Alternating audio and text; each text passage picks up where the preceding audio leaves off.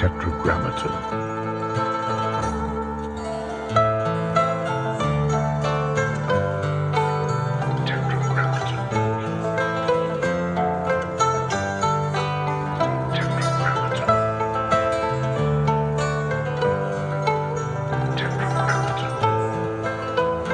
I was myself a product of, an elite education. I was, Stanford undergraduate, Stanford Law School, and I graduated from undergrad '89, law school, class of 1992.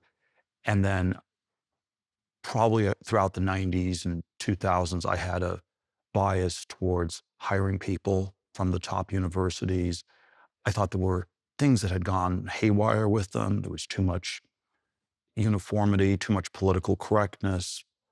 But I still believe that they were in incredibly important ways that the elites in our society get formed, and that one had to reform them or do something about them if you're going to have an impact on an elite level in our society. Then I had my first really big breakthrough success was PayPal, which was in the years 98 to 2002, and then invested in Facebook in 2004. So by the late 2000s, by many standards, I was quite a successful person. And circa 2007, 2008, I thought that the big philanthropy thing I wanted to do, my one big philanthropy project, was going to start a new university. And it was a little bit vague, but the fantasy was that it was going to be a kind of liberal arts college where people somehow got a broad education about the world. Maybe they also would be trained in computer science or something. It would both be good for life and good in a sort of a theoretical way and in a practical way. And for about a year and a half, one of my colleagues, we did a research project, and we looked at all the universities that had been started in the United States. And we arbitrarily picked 100 years before, so 1907 to 2007. And when you looked at that 100-year process, it was a tale of donor intent betrayed and money wasted. And you sort of got the sense that it was really, really hard to start a new university. And it was somehow this, I can come up with all these theories why, but just empirically, in a broad brushstroke, almost everybody who tried to do it had failed quite badly. And even though I like to think of myself as smarter than other people, I don't think of myself as that much smarter. And so if you've seen something which people have tried to do for 100 years and never succeeded, you start to wonder if maybe something very different needs to be done. And that was at least part of the genesis of the idea that maybe too much money is going into this higher education system, and maybe it would be good to get people out of it instead of pulling them in. And it would be good not to try to hire a few more faculty or graduate students or something, but to A new model. have a completely new model. Yes. And in September of 2010, there was a tech conference in San Francisco I was going to give a talk at. And it was like 24 hours before we came up with this idea. Again, we're talking about the universities and how they were broken. And we sort of came up with this idea, and, we brainstormed it. And should we have 32 kids? No, 32 is like the Rhodes Scholarship. We don't want it to be just a copycat of the Rhodes Scholar. And then we sort of came up with 20 under 20, but it was like a 24-hour brainstorming session. We were figuring it out, and the half-hour drive over to the talk I was giving that morning, and then it took off. What was the first year that you did it? Well, we announced it in fall of 2010, and then effectively the first year was 2011. It was basically envisioned as a 2-year program. We gave people stipends of $50,000 a year, $100,000 over 2 years. There were all sorts of things that were imperfect. There are all sorts of questions. Is this really something we should do in a nonprofit versus a for-profit context? But it hit a very raw nerve, because it was clear the system was way more exhausted than people thought. And there was a Silicon Valley reporter I did an interview with in 2011, and it was sort of like, this is like a very controversial, crazy idea Peter has, was sort of the way it was presented. But then, you looked at the comments section, and 70% of the people in the comments section agreed with me. And so already, in 2010, 2011, it was maybe it was unconventional for me to articulate this, but there was a sense that the business as usual was not quite working. I'm always bad at doing the autobiography, personal history thing, but the summary autobiography I always give of myself. And I always see myself as, in some ways, having been very guilty of these same things. You often see your younger version having done certain things wrong that maybe you couldn't have done differently or you would never have known differently. But in retrospect, as a lot of talented kids, was just hyper tracked. And so my 8th grade junior high school yearbook, my best friend wrote in, I know in 4 years you're going to get into Stanford. And then 4 years later, I got into Stanford, and I got into Stanford Law School. And then I ended up at a top New York law firm. And it was one of these very strange places where from the outside, everybody wanted to get in. On the inside, everybody wanted to get out. And so in my mid-20s, I had kind of a quarter-life crisis. Like, why in the world was I so dominated by social status, prestige? The money was okay. It wasn't that great relative to selling your soul or something like Did you this. feel like it was selling your soul? I felt it was like Yeah. on that scale. If you think See, about, in other words, you achieved it because it was the goal to get to, but when you were there, you realized that it was empty for you. yes, but it was sort of an odd goal because, if you ask, where did that goal come from? It didn't really come Yeah. from, Where did it come from? it somehow came from our society broadly. Mm-hmm. It came from, I would say, 2/3 of the undergraduates at Stanford in the 1980s were on one of 4 tracks. It was pre-law, pre-medicine, pre-banking, and pre-consulting. My sophomore year, I decided to major in philosophy. So that was so I had this humanities major. And on some level, this is not what I was thinking as an undergraduate sophomore, but in some ways, when you chose to major in philosophy, you were already kind of deciding to go to law school. And so there's sort of all these points where you implicitly make decisions, even though you're not consciously aware of them. And of course, you could have. Was there any pressure from your parents or none? There was surprisingly little pressure. I was born in Germany. We emigrated to the States when I was a year old. So they wanted me to get a good education, so they believed in that strongly. They weren't as immersed in the, elite American system. So it sounded good to them, but Why did they move to the U.S.? my dad worked as an engineer, and he sort of got a master's degree at Case Western in Cleveland, and then working on these sort of large engineering projects, sort of a Bechtel kind of a thing. But yeah, there was sort of a way that the tracking was, I would say, was very, very socially grooved. It's sort of everyone wants what everyone wants, which is on one level just a tautology, and on another level is this incredibly powerful, dynamical process. And there was something like this that was very powerful. And there was sort of an elite education track generally, and then of course there were these particular tracks of banking, consulting, law, medicine that dominated the elite education. And then I think the strange history of it is that you can think of the global financial crisis in 2008 as the point where all the tracks blow up. Maybe it's centered the most on banking. Medicine had already gone haywire for a long time. Law, elite law was often adjacent to banking. And in some ways, all these tracks got deranged in 2008. And so there was, around 2009, 2010, when we start the Thiel Fellowship, there is actually sort of a real opening to rethink this stuff for the first time in decades in the US. And there are all these different ways you can describe it. You can also describe it in terms of the student debt problem.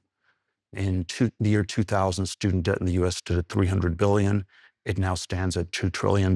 So, $300 billion was kind of a lot, but in the 90s or 2000s, there was a way you could get a decent job and earn your way out of it. Maybe it took longer to start a family and to buy a house than it otherwise would have, but there was sort of a way in which it was manageable.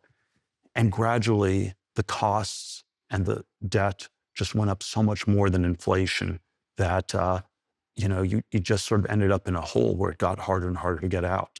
I have a student debt question, which is, there's talk of government relieving student Yes. debt, and the way that would be relieved would be the government would pay for it instead of the students paying for it. Yes.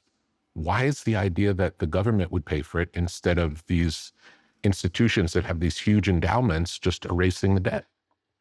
The place where I am sympathetic, I'm probably a big critic of the Biden administration and of the left. I am somewhat sympathetic to the idea that something has to be done about the student debt problem in some way. And that, in many ways, we've doubled down on the system. So in 2005, the bankruptcy laws got rewritten under Bush 43, where you cannot discharge student debt even if you go bankrupt. And so if you go And bankrupt, why would that be? well, because we wanted to make sure the system kept working. The theory is the debt attaches to you as a person. And so you've got all this great education and you can't get rid of the education, and therefore you also can't get rid of the debt. And if you don't pay it off by the time you're 65, we'll start garnishing your Social Security checks and use that to pay off the student debt. And then, there are sort of all these ways the debt got worse and worse. And if you do a cohort analysis, if you graduated in 1997, 12 years later, by 2009, most 97 graduates had gotten out of most of their debt. 2009, first year after the financial crisis, is the first cohort where, when you look at it 12 years later in 2021, the median person with debt has more debt than they started in 2009. Wow. So you can't even make the interest payments. Wow. And That's a big change. and of course, it has this backward-looking feature where it's a big change, but it takes 12 years to notice that you're somehow in a more corrupt and different regime. But even after noticing it after 12 years, nothing has changed. Well, that's where the Biden administration tried to start doing some things, but then you have these very crude measures where maybe we just cancel the debt and make the taxpayers pay for it, because you don't want to question the ideological assumption you had, which is that college education is so wonderful. So if you start saying, college education is not so good and it's been counterproductive for a lot of people, maybe we'll cancel the debt, but we're going to put these colleges under a lot more scrutiny. You weren't supposed to do that.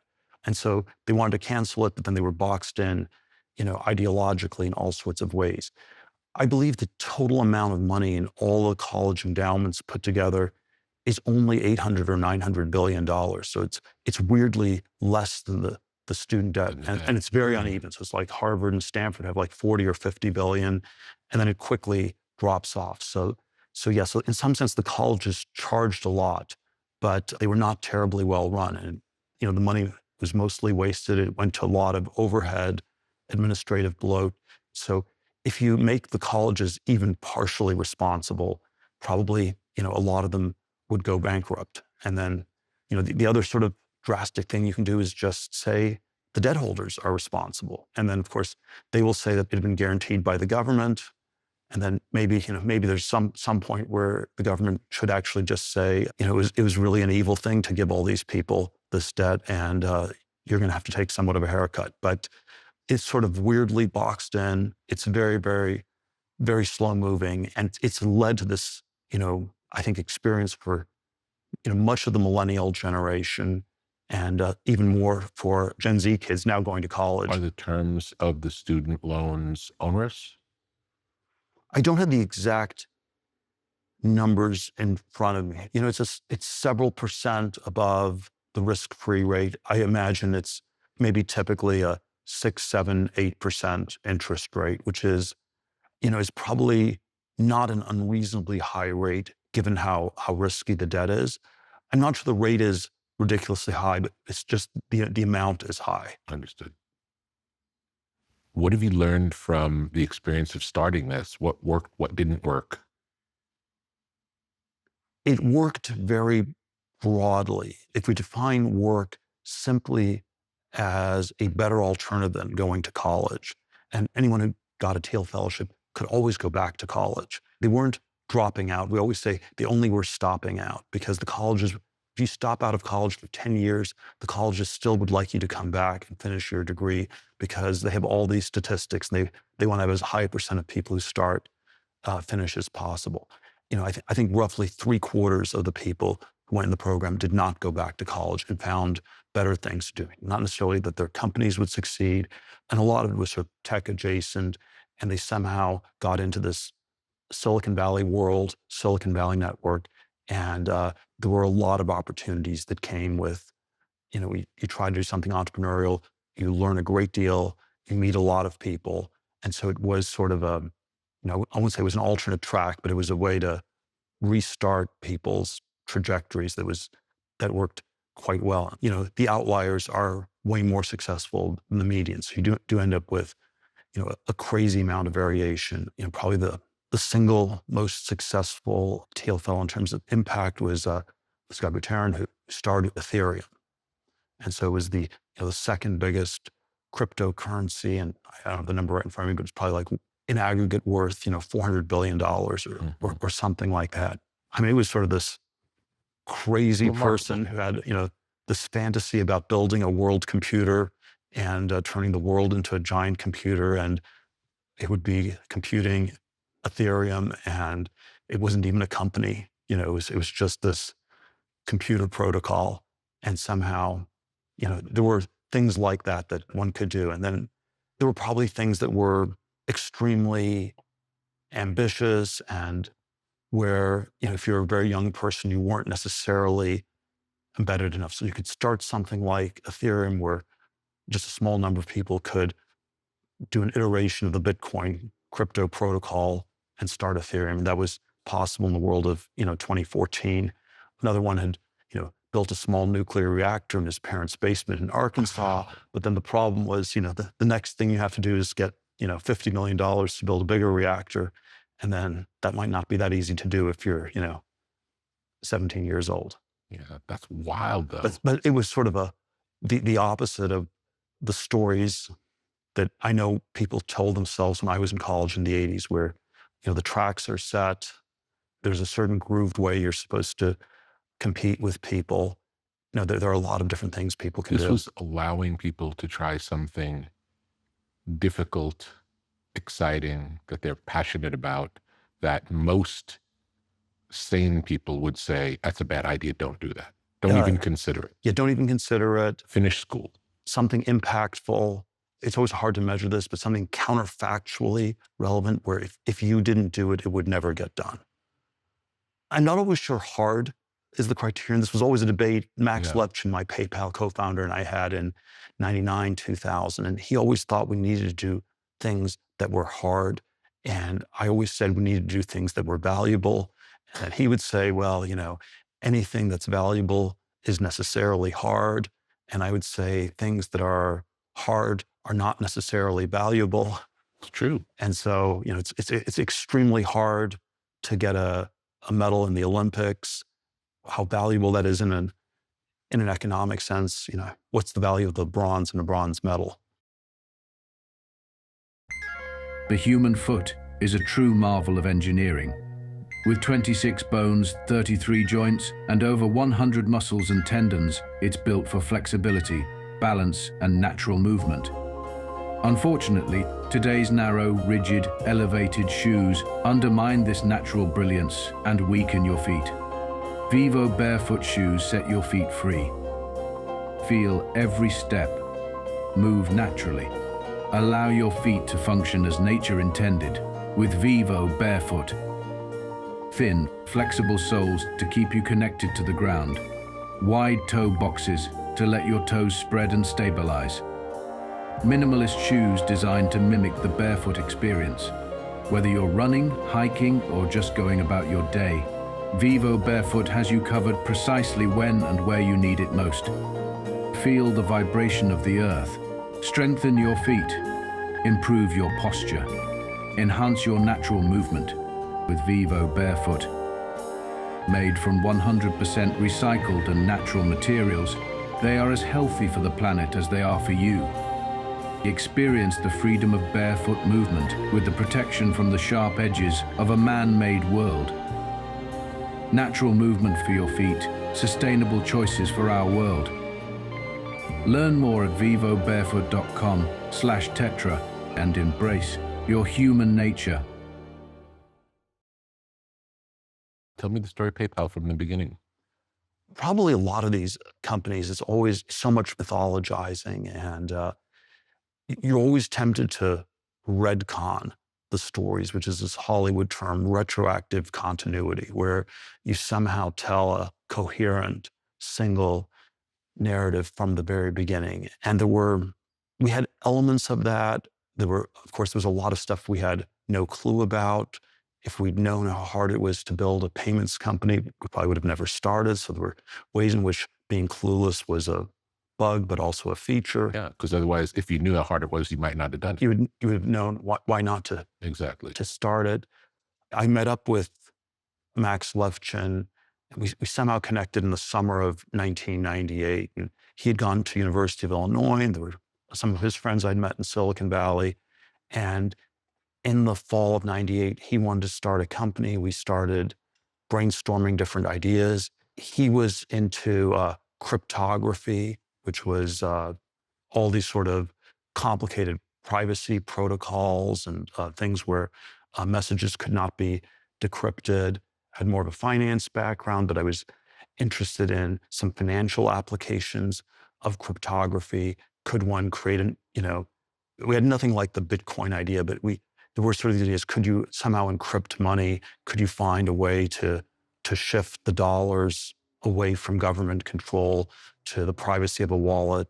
We were loosely in this financial cryptography idea at the beginning. And then, of course, you have to come up with a way. You have this big picture idea. So it's changing the nature of money. That's a big idea. And then how you do this, how do you attack the problem? Did you think of it as digital money or no? To some extent, there had already been various attempts at digital money in the 80s, 90s. There was a company called DigiCash, I think had been started years earlier and had just gone bankrupt around 1998. And there was sort of this, I think it was David Chaum was the mathematician, cryptographer who had helped start it. And so there were sort of a lot of theoretical ideas about it, but there were also these very practical ideas. So you have something that can work in theory, but how do you get people to use it? And there's a way in which if everyone's using it, so if 1 billion people are using it, I can understand why the other 999 million plus are using it. But why would the first person use a new form of money, or the 1,000th person? And so we thought a lot about, how do you initiate a new form of money? How do you start it? And it looks like a network, but what's the value of a network if nobody's in it? And so there were sort of a lot of these questions. And we had all these different business models. But February 1999, our first plan was, we're going to do encrypted money on Palm Pilots, which was, this small computing platform that, a few million people were using. But then, why would you need money on a Palm Pilot if you just had your wallet on you? So there were all these basic questions. Did you get it to work on Palm Pilot? Yeah. 2-3 years later, we had maybe 4 million users and maybe 6,000 were on Palm Pilot. So it was sort of not the best approach. But the question, the sort of practical, so you have this big picture theory question about the nature of money, financial cryptography, and then we had this detailed question of how do you get distribution? How do you market it? How do you get people to use it? And the idea we somehow stumbled on, we were just brainstorming all these different ideas, summer of 99, fall of 99 as we launched it.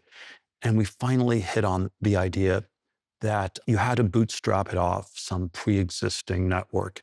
And the natural pre-existing network was something like email. And there were, I want to say, maybe 150, 200 million people with email addresses. And so if you could use someone's email, all you have to do is type in their email, and then you have an account with PayPal and you send them money.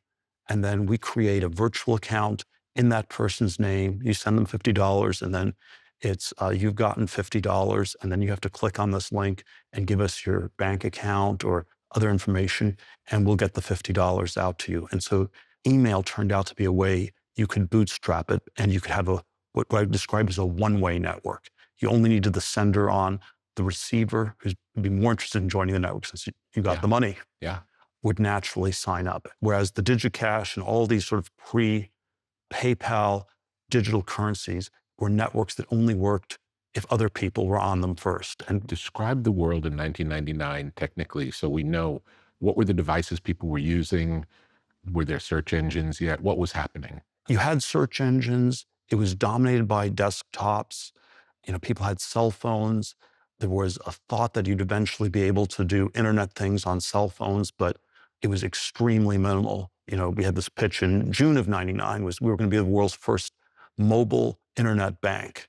And this was like a decade too early. But we got Nokia, had a venture firm. Nokia Ventures was our Series A investor in summer of 1999. And then 1 month after they invested, we told them, we've thought some more about the mobile internet. We think it's actually pretty far away. And so we're going to pivot back to the regular internet. and we're just going to try to bootstrap it off of email. You had a decent amount of e-commerce. You had Amazon, you had sort of lots of other sites. Was Amazon just books at that time? It had already diversified into a wider range of things. And then eBay was this rather big thing. But when we launched in October of 1999, we had actually no particular idea who would use it. And we started with the 24 people in our office. They got PayPal accounts. And then we thought of all these things. Maybe we could do partnerships with Amex. We spent 2 months talking to them. We sent them all these boxes, and they couldn't figure out who in their New York office should open our boxes. And the boxes got sent back to us. Okay, so we can't do a partnership with a big company. Maybe we can do advertising.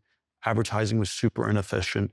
And then by sort of this weird process of elimination, we concluded that the cheapest way to get more people to open PayPal accounts was just to pay them money. You paid people to use the service. And we paid you $10 if you opened an account, and another $10 if you got someone else to open an account. Wait, tell me about when the light bulb went off. It's like, let's pay people to use it. We needed the network to grow as fast as possible. Yeah. And it was like, if you advertised on Yahoo, it would cost you $50 or $100 to get a customer. And so it was cheaper just to pay people directly. And then, of course, you think, well, there's going to be some really bad adverse selection. But at least if you pay people and I send you money, I'll send money to somebody where there's a connection between the two people. And maybe that's actually a more organic way than if you just randomly advertise on the internet and you get these disconnected nodes. And if it works, it works. That's the other part. It took off exponentially. We were up to 1,000 users by mid-November. By December 31st, 1999, we were up to 12,000. We crossed the 100,000 mark early February of 2000, and we hit 1 million by April 15th. When did you have to stop paying people to use it? You gradually dialed it back, but we probably burned through about $20 million by mid-April. So it was an exponentially growing user base, an exponentially growing marketing base. And then you gradually dialed it back where people have to give us more information to get the referral bonuses. Maybe you have to give us your bank account number. You never fully turn it off, but you just gradually added more conditions to it. And then, of course, as more people are using it, you start noticing the use case patterns. And it turned out that the place where it was used, very heavily was on eBay, which was this, network of small businesses selling stuff to other people who are often both buyers and sellers on eBay and turns. It was a naturally super networked economy. Very small businesses or individuals typically can't accept credit cards. So I think, in the US, I don't know, there were maybe 100 million people with email. In early 2000, there were maybe 2 or 3 million people who could accept credit cards. And so if you can't accept a credit card, your next best alternative was for someone to send you a check. And that took 7 to 10 days to clear. And then PayPal had the system where, the money was good right away. Maybe we'd have to eventually send you a check, but you could then take the money, turn around and use it. And so it was an extremely natural match with eBay. Extremely natural use case. And of course, there were all these questions about fraud that we, ignored and we then dealt with later. In the world of 1999, 2000, all this stuff was way less regulated. It was pre-9/11. You could not have started a company like this after 9/11. There were relatively few know your customer requirements. I mean, maybe if you had tens of thousands of dollars, but if someone's moving $50 in the world of early 2000, nobody thought, this is probably just a terrorist or something like this. And so there was sort of an opening to start a business like this for it to gain traction. You could not have done it a year or two earlier, and 2 years later, it probably would have been completely illegal. Mm. And then how long did you continue to build PayPal? And tell me about the PayPal Mafia, just because it's storied. So launched the product in late 99. Elon had a competing company 4 blocks down the street. He was at 384 University Avenue in Palo Alto. We were at 165 University Avenue. And it was this crazy war. And then we sort of decided. Is that how you met him? We were just competing like crazy. Yeah. And then we decided to do a 50-50 merger in early March of 2000. Of course, we both had exponential burn rates. It's interesting. Both of you had a similar vision for this digital payment system. Yeah, it was his company was X.com. Elon with his X word obsession. His vision was for it to be sort of this multifaceted online bank, and you'd have checking accounts, and there'd be all these different things you could do. But he had sort of by late 99 also zeroed in on payments as the initial piece to start with. We combined the companies. We figured out ways to keep scaling it. We gradually started charging people for making payments. Like 1 or 2%, a small. Yeah, like 2.5%, like, roughly the same as a credit card. Mhm. And then parts of them were funded by credit cards. That was sort of a very low margin part. But then about half the payments ended up being funded through ACH, which is like through someone's bank account. And that was sort of one of our big innovations. And then, we burned through a lot of money, but we quickly reduced the burn rate, and the company was profitable by fourth quarter of 2001. Wow. It went public in early 2002. This was now all after the dot-com bubble had burst, Yeah. but it was sort of we were one of the few survivors. And then there were these natural synergies with eBay where, in some ways, there are all these mixed things one could say about it. It was sort of this very boring MBA run kind of a business. And you had this crazy PayPal business that was running the checkout counter, and they only needed to figure out how to get their own checkout counter to work once. They weren't quite able to figure it out. And so it was sad that we ended up selling PayPal to eBay, but it was fortunate that, they were too incompetent to run their own checkout counter, since otherwise we would have been it would have just ended more badly. So we combined the company with eBay in the fall of 2002. And in some Did ways, you have any feelings of remorse doing that, or only good feelings? It's the first time you built a company and selling it. There must be some emotional component. it felt like clearly the right thing at the time. The synergies were very big. And then at the same time, it is very sad because, you lose control. And there were all these things about that were, crazy and charismatic, and, there was sort of a wild libertarian, crypto anarchist undercurrent. We were now going to become this boring corporate culture. It was sold for $1.5 billion to eBay, which seemed like a lot of money in 2002.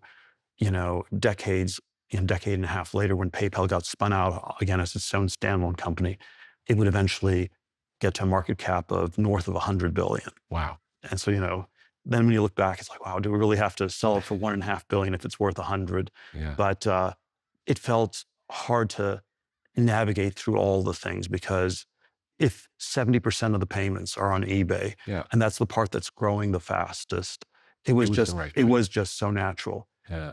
Did you guys continue to run it with eBay, or did you immediately take off when it was sold? It varied for different people. I was the CEO at the time. I think the CEO is always the single most redundant person in an acquisition. And so it was probably natural for me to leave. It was probably highly desired by the senior eBay management that I leave.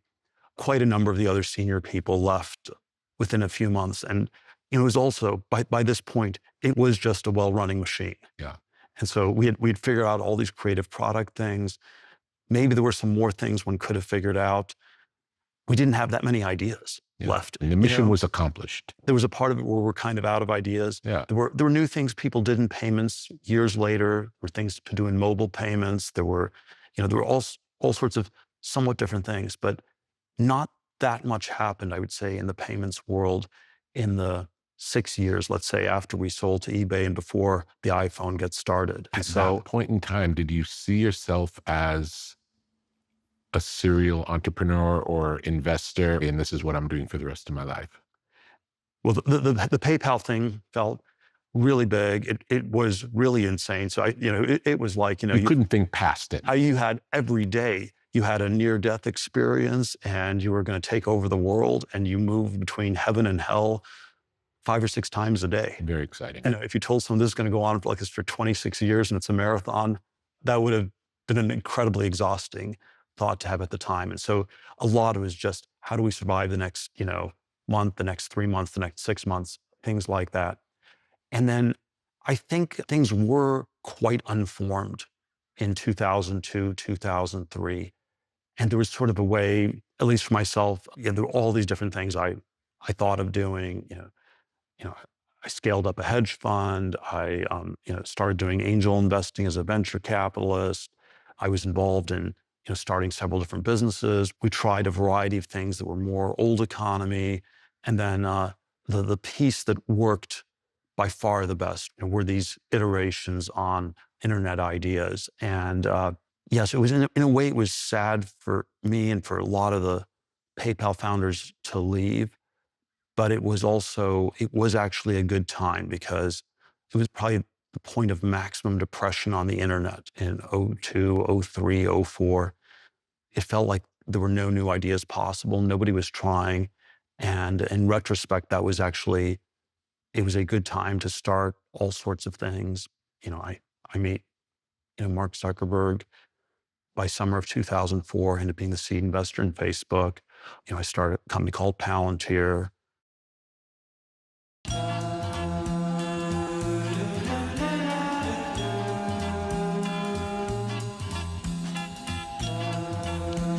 LMNT, Element Electrolytes. Have you ever felt dehydrated after an intense workout or a long day in the sun? Do you want to maximize your endurance and feel your best? Add Element Electrolytes to your daily routine.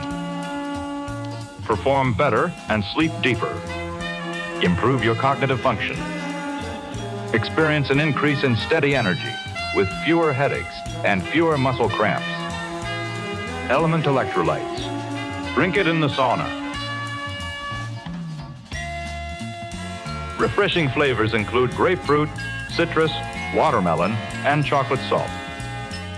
Formulated with the perfect balance of sodium, potassium, and magnesium to keep you hydrated and energized throughout the day.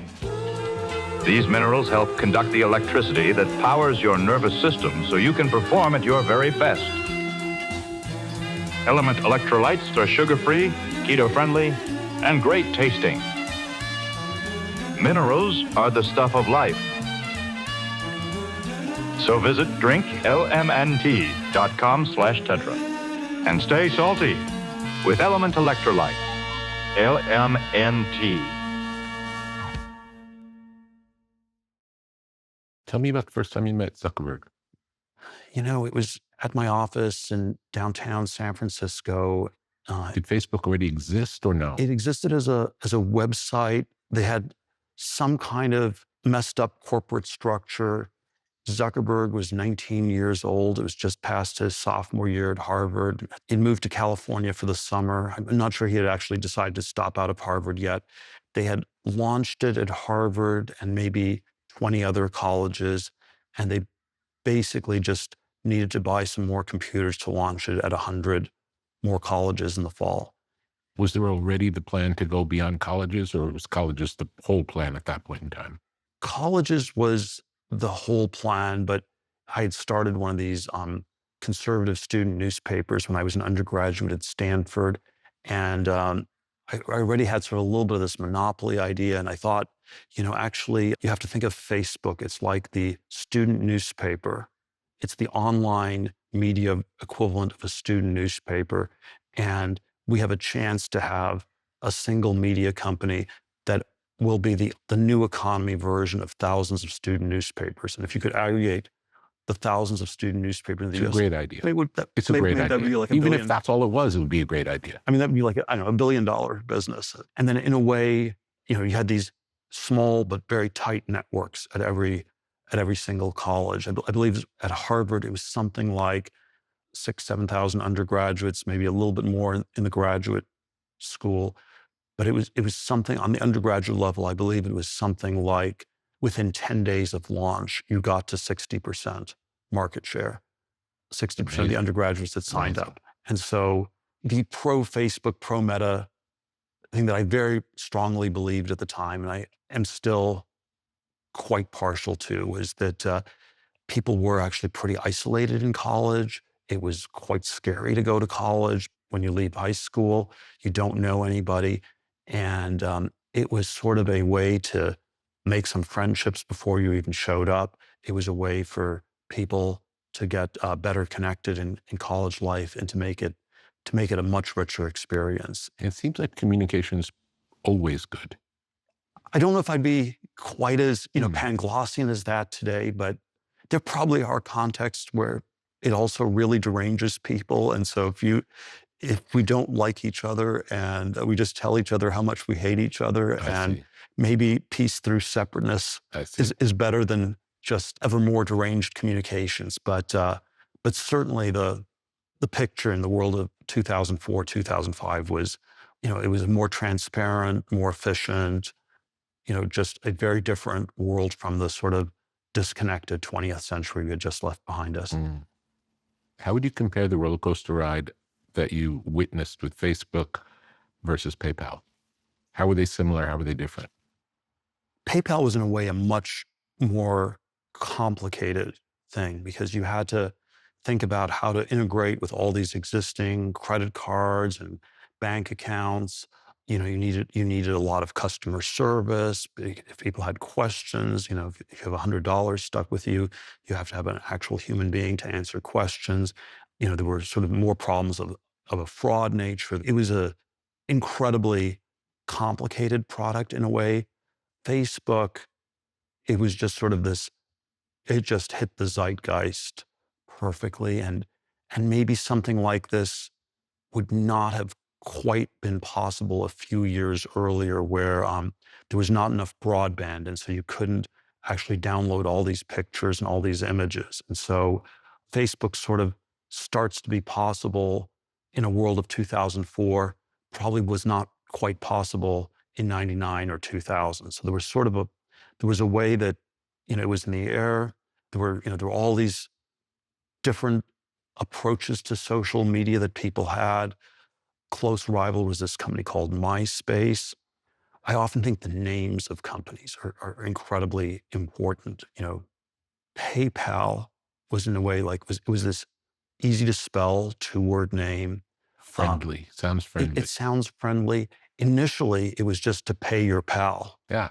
But then it turned out the meaning the second more important meaning was it was your pal who helps you pay. Yeah.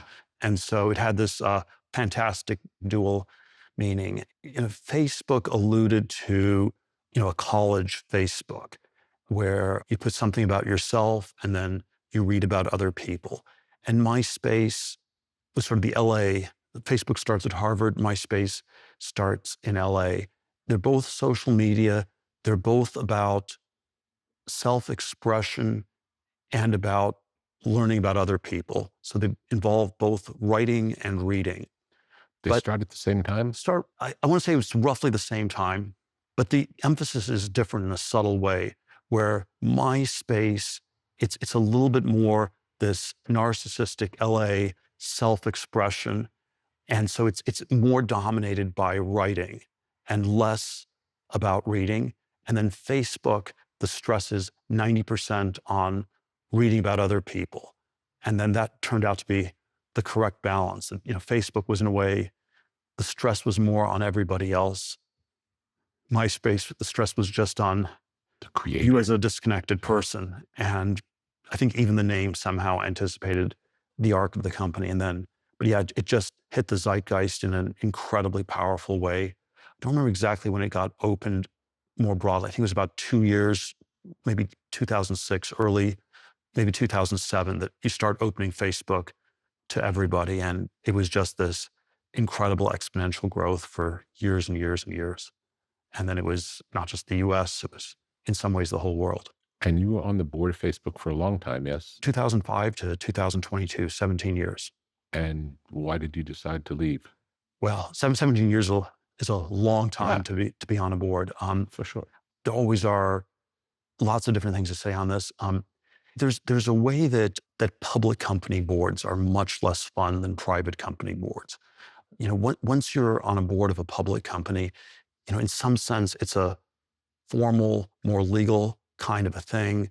It's a lot more process, a lot less, creative brainstorming substance. And so Facebook went public in 2012, and I probably was talking about leaving the board, Since then, then and soon then after. and then and then at the same Yeah. time, I was genuinely grateful to Mark for letting me invest and all the success I had, and so I stayed on the board for another decade after it was public, and of course, there are all these different ways that the big tech companies became bigger than anyone would have thought, and then I don't know, you end up with all the attributes of the Judeo-Christian God, where it's omnipotent and omniscient, and if it's not omnibenevolent, it must be omnimalevolent, and so there were Yeah. endless number of crazy dynamics, but they kicked in at Facebook at a much later stage than at PayPal. You talked about names of companies. If we think of companies that have either mission statements or mottos, like Google had, "Don't be evil." Mhm. Where does the idea of a motto or a mission statement fit in your world? I think it's very important. I don't know whether it always has to just be this super short motto, but I think there's always some kind of a tight narrative you want on how, what is this company doing that is unique, that is different. I believe it's in Tolstoy's, I think it's in Anna Karenina, where at some point Tolstoy says something like, all happy families are alike and all unhappy families are unhappy in their own special way. And I always have this weird cut where something like the opposite is true with companies, where all unhappy companies are alike because they're somehow undifferentiated and they're, hyper competitive.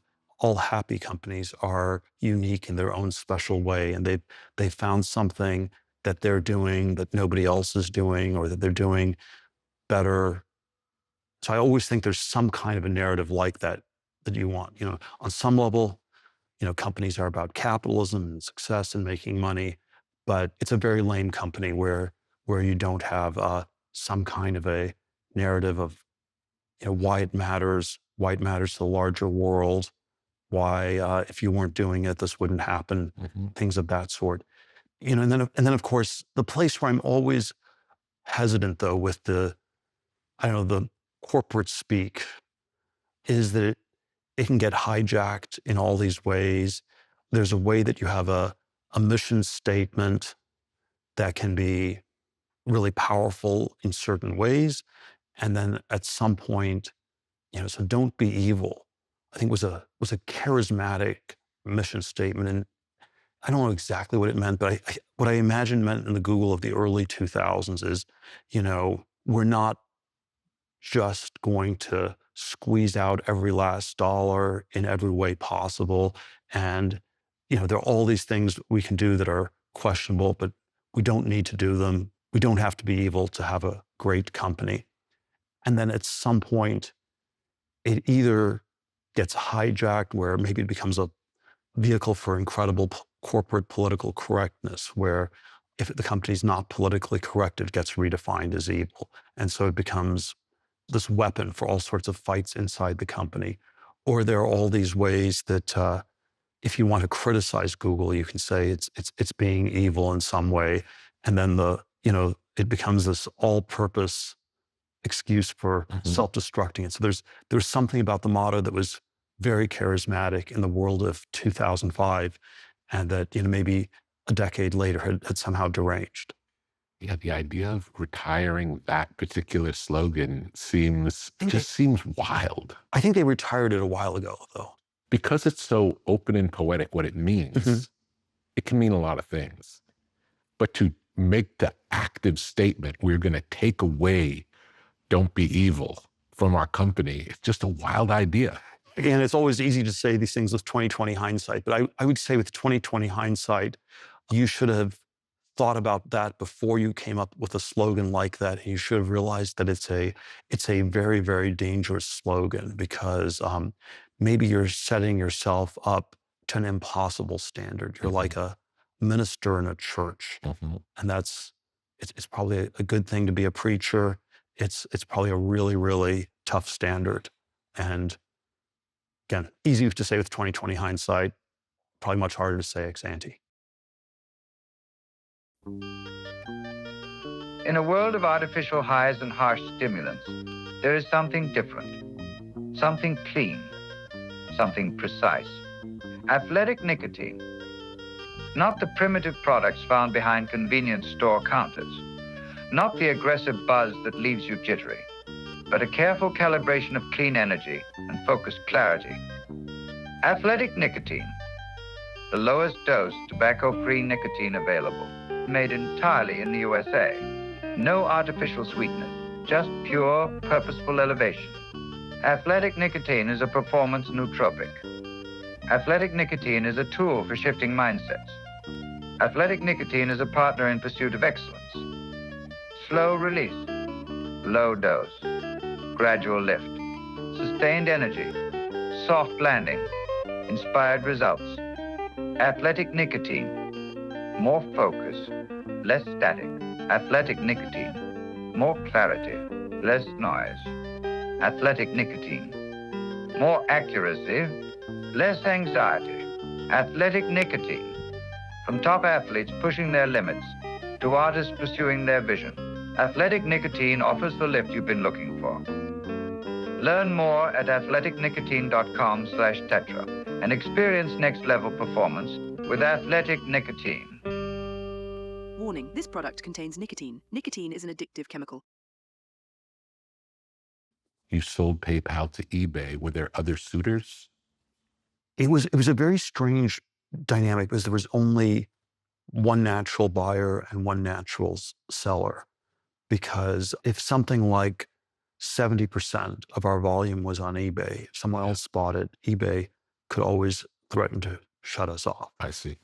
And then at the same time, there were obviously enormous synergies with eBay because most of their users were still not using PayPal. And so they could push it to them and there would be sort of an enormous lift for the PayPal service if eBay owned it. And then if you have a merger transaction in which there is only one seller and only one buyer, and then if you say, well, we end up being $1.5 billion, but let's say, our next best offer would be $500 million, and let's say it's worth $3 billion to eBay, up to $3 billion or more to eBay. Yeah. And then, if we'd sell for 500 and they'd pay up to $3 billion, the question is how much would the price go for? And I think the theoretical answer is that it's completely arbitrary and completely up to the relative negotiation skills of the two parties.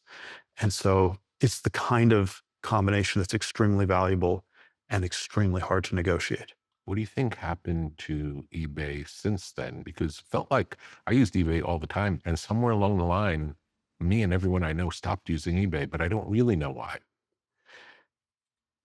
Yeah, it's a complicated story. So it was certainly, if you look at it as a market capitalization of the largest internet companies, I want to say initially the biggest one was Netscape. And from 1997 to 2001, the biggest sort of pure internet company was Yahoo. In 2001, eBay overtakes Yahoo. 2005, it gets overtaken by Google. So eBay was the largest pure internet company for 4 years. It probably, during that time, had a market cap 2 or 3 times as big as Amazon, which in some ways is the one that really replaced it on e-commerce. Yeah, there are all sorts of things one could say. The eBay site had this auction format, and then an e-commerce site is sort of a commodity product, which you sell a whole bunch of things. And then there were things that involved elements of both on eBay, whereas these small businesses that would sell things, and not everything they sold was unique. And then somehow the auction format was valuable, but for only a pretty small part of e-commerce. Maybe it's good to auction stamps or rare coins or things like this, collectibles. But then once you shift to books, or maybe old, rare, used books are collectibles, but then most books are not in that category. Probably there was some way where the product should have iterated a lot and become, a lot more of an e-commerce site. And I think they didn't have the vision to do that. it was working well enough. It was profitable. It just worked. But there was a limit to how much it scaled. And there was sort of a weird way that the eBay business of the early 2000s, it was a hybrid of this really valuable, let's say, auction monopoly and this bigger but more competitive e-commerce business. And it was not as big a monopoly as it looked. It was a valuable core monopoly and then a big, more competitive business. And somehow they didn't think that through and navigate it as well as they could have, probably. Tell me the story of the book, 0 to 1. How did it come to be? It was a series of lectures I gave. I've been giving various speeches about this stuff for years, and various perspectives on how to start companies and various lessons I learned.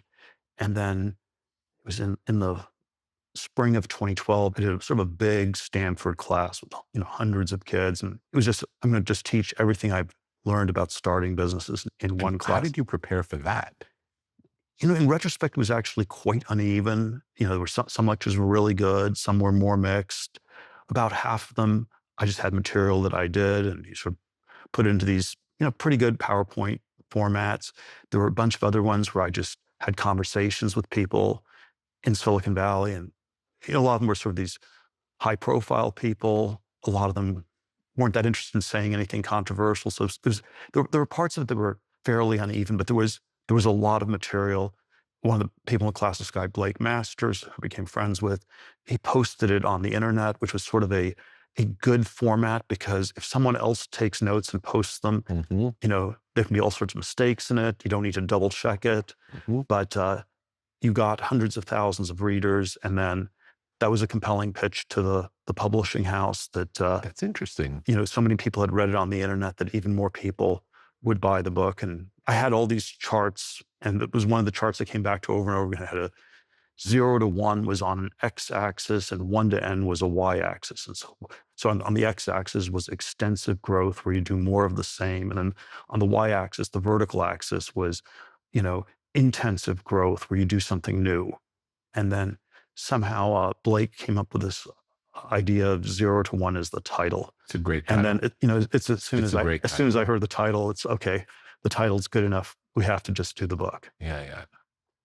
It's creation from nothing. Yeah. It's like God creates the universe in a 0 to 1 move. And so it's somehow, it is like the creative act. Yeah. In a way. Very similar. And then it has this computers, zeros and ones. It has this world of bits vibe to it. It's just two numbers that are the most basic. We sold a crazy number of books in China. It somehow got pushed. That's interesting. I have all sort of sociological things, but we published in fall of 2014, and I did a 2-week book tour in China in 2015. It somehow got pushed by the Communist Party like crazy. And, it's since then it's been sort of semi-deplatformed, and, but we're selling, I think we sold maybe 1.5 million copies in China, on which I got paid royalties. And there's, there are all these interesting cultural cuts you have on different societies. So there's probably something about, I want to say maybe it's specific to China, but it's where you often, you have sort of these categories of things that are numerically coded. So it's like the threefold way of the Tao, or the Gang of Four. Yeah, the 64 hexagrams of the I Ching. You have these numbers that are very important. And so somehow it was a very Chinese book, because we had 2 numbers in the title. Yeah. But it was an extremely non-Chinese book, because as far as I can tell, the numbers 0 and 1 almost never get used, because the way the numeric category thinking goes is you have categories of, it has to be at least 2 in a category to have a group and to sort of abstract about the group. And it's almost like reasoning starts with a number 2 or 3. If China continues to build itself based on imitating what happens in the States, your book would be a guidebook to what happens in the States. So it would resonate. Yeah, although, paradoxically, of course, my book was also about how one shouldn't imitate, and how you should do new things, and how you should think for yourself. I think one of the ways it resonated in China was that the question of, should China just imitate, or should it do something new? was already a very acute question in 2015, 2016. And the argument that China should just imitate the West is, I'll get these numbers somewhat garbled, but it's, the nominal GDP is 1/5, 1/6 per capita of the United States. And so if you just copy the US, there's so much room to catch up. You don't need to do anything creative. And this is sort of the boring part of the globalization story that, in some ways, the developing world, to become the developed world, it just needs to copy. You don't need to come up with new things. You just need to somehow transpose Western institutions and Western knowledge and Western technology. And if you can just copy it, there should be a lot of catch up in that. And then there's always some intuition that maybe there are limits to Western style growth. Maybe if everyone has a combustion engine car, there's enough oil for that in the US, but there's not enough oil for 8 billion people. And so you need to have electric vehicles if everyone's going to have a car. So I think that was already a very acute debate behind closed doors in China somehow, was this question, can we just copy, which is the straightforward thing, or do we need to do something new? In some ways, of course, Japan had been the society that in important ways had just copied in the 70s and 80s, and then it worked incredibly well. And then at some point, it kind of hit a wall. And so, if you do as well as Japan, that's pretty good, but you're still going to hit a wall. Is China like Japan in 1970, where it has another 20 years of copying, or is it like Japan, in 1995, where it's kind of hit a wall? Tell me the story of Japan post World War II. I've spent a moderate amount of time there. It's obviously, in some ways, this society that copied the West like crazy. And then in some ways, the forms also stayed very different from the West culturally. I probably always approach these things through somewhat of an economic lens. There was some kind of manufacturing, export-oriented growth model that Japan was able to perfect and to do incredibly well at. And there was Mainly Toyota? Well, it was Toyota. I mean, I think it started with all sorts of silly games, and then eventually it moved up into like small cars and then more luxury cars. There was a big semiconductor part to this. There were all kinds of sort of very complicated industrial machinery. And of course, there was a pre-World War II history too, where you had the Meiji Restoration in the late 19th century, and somehow Japan radically modernized incredibly fast in the 19th century. It was one of the very few societies that wasn't, simply overwhelmed by the West in the 19th, early 20th century. It was very traditional, but somehow, they were able to turn it, to radically transform it. Commodore Perry shows up in Tokyo Harbor, 1850s or whenever that is, and it's been this closed society for almost 200 years. And then within 20, 30 years, it radically transforms. It also advances on the military side very quickly. It's 1905 where they defeat Russia. Wow, Japan by 1905 is strong enough to defeat one of the great European powers. And then, it obviously goes haywire with the fascism and the militarism in the 30s and 40s. But then, after World War II ends, there is some way the energy gets channeled in this relatively peaceful, but aggressive modernization. It ends up being incredibly competitive. It violates every free trade theory one would have, because it's super mercantilist. You have all sorts of, effectively, you have massive tariffs in Japan on any goods that get produced outside of Japan, and then culturally people don't buy them. And so it's there's a way the consumer standards of living are relatively low. It's this, unbelievably competitive machine. And in some ways, there are these processes they do better, where it becomes more efficient and smoother functioning. And then it somehow hits a wall in the 80s and 90s. Again, maybe the 0 to 1 prism I'm tempted to give on it is that there's some point where they more or less caught up with the US, but then they needed to do something new. And it was just not geared towards innovation at all. It was process innovation of the sort where you build a more efficient factory, but it was not, you know, inventing radically new things. And then maybe the globalization piece that worked for Japan, where you had, the labor was cheaper, the environmental standards were more lax than in the US. And so you had this sort of arbitrage. Then the Asian tigers start to apply the same to Japan, where it's cheaper to have a manufacturing plant in South Korea or Taiwan or Southeast Asia. And then by the 2000s, China does the Japan playbook against Japan. And so the sort of manufacturing tradable goods, we build goods that you can trade globally, was extremely powerful, but it had this hidden problem because there were billions of other people who were paid even less that might eventually catch up with you. And, China wasn't necessarily going to just keep the Cultural Revolution and the mass insanity going forever. And so yeah, the Japan thing worked extremely well when it was the only country in the world doing it, but then it had some hidden problems with it. And there's always a part of me that thinks something that went wrong in the U.S. is that we de-stressed manufacturing a great deal. We have these incredible trade deficits, current account deficits, which doesn't seem like that good a way to run the economy.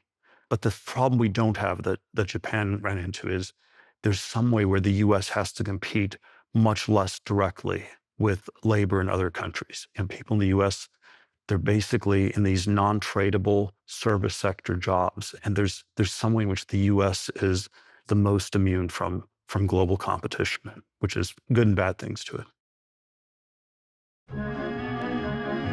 So much of today's life happens on the web. Squarespace is your home base for building your dream presence in an online world. Designing a website is easy, using one of Squarespace's best-in-class templates. With the built-in style kit, you can change fonts, imagery, margins, and menus, so your design will be perfectly tailored to your needs. Discover unbreakable creativity with Fluid Engine, a highly intuitive drag-and-drop editor. No coding or technical experience is required. Understand your site's performance with in-depth website analytics tools. Squarespace has everything you need to succeed online. Create a blog, monetize a newsletter, make a marketing portfolio, launch an online store. The Squarespace app helps you run your business from anywhere. Track inventory and connect with customers while you're on the go. Whether you're just starting out or already managing a successful brand, Squarespace makes it easy to create and customize a beautiful website. Visit squarespace.com/Tetra and get started today. How important is manufacturing for any country? Can you be a successful country without a manufacturing base? It's very important in some dimensions. And the disturbing thought I have, and again, it's very multidimensional, but I'll simplify this where maybe it's less important economically than you think, and it's more important militarily than you think. And so if you build ships and you have to compete with people in South Korea or in China or Vietnam, you're never going to make any money building ships. And so it's going to be economically not great. But then if you can't build ships in general, it's probably gets very, very expensive to build ships only for your Navy. So yeah, so the crazy intuition I have is maybe in a global world where there's sort of these massive differences in incomes and standards in different parts of the world, globally traded manufacturing can be quite a tricky economic proposition, but it's very important militarily. And then that's where there are all these extremely odd dynamics in the relationship between the US and China. Economically, it probably is really efficient to have, the iPhone factory in Shenzhen. If you try to move that to Wisconsin, it wouldn't work, and people wouldn't work for $2 an hour, and they wouldn't be as perfectionist, and there's all these ways it just wouldn't work at all. And then there is this question, how much are we losing this geopolitical battle with China as a result too? How much is the markup on iPhones? It's a crazy amount. I don't know. My intuition is it's something like 50%. And so Apple makes, incredible profit margins. And of course, it's all the services that get layered on top of just the handset itself. It's probably wrong to simplify it into just two companies. But if you have Apple, which is sort of the design and marketing firm, and you have Foxconn, which is employs 2 million plus people and is sort of the manufacturing assembly firm. The market capitalization of Apple in 2011, when Steve Jobs passes away, is something like 200 billion. The Foxconn market capitalization is something like 100 billion. And you think of it as like a duopoly of sorts. We have the design branding firm and you have the assembly manufacturing firm, and one's worth twice as much as the other, but they're sort of roughly same ballpark. You fast forward to 2024, 13 years later, and I want to say Apple is, about 3.5 trillion, and Foxconn is barely over 100 billion. Apple's captured a lot.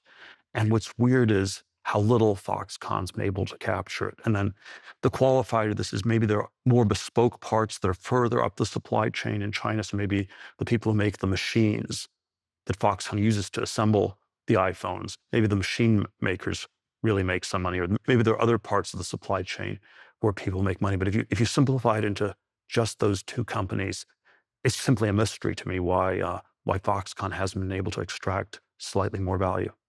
Tell me about the difference between mysteries and secrets.